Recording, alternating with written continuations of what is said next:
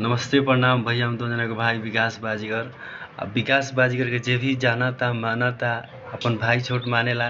तो एगो गाना आइल बा हमार व्यास जी के, ऋतिक राज जी के। तो गाना पर तो जना वीडियो बनाओ जा, गाना हम सुना देतनी। गाना ऐसे बा कि काहे बाड़ू खिसियाइले हमार धनिया, अतना बोलल न जाला बाड़ू नया कनिया। असो के दशहरा घूमे आईनी हम शाम से, असो के दशहरा घूमे आईनी हम शाम से। तब शिवानी सिंह बोल रहे हैं कि काहे जानी खिसियाइए बलम, एगो चुनरी लिया दी सासाराम से। बहुत बढ़िया गाना बा भैया, बहुत तगड़ा गाना बा, देवी गीत। और तो जना से हाथ जोड़ के विनती करतानी कि ऋतिक भैया के गाना हटे, गाना पर वीडियो बनाओ जा, ठीक बा।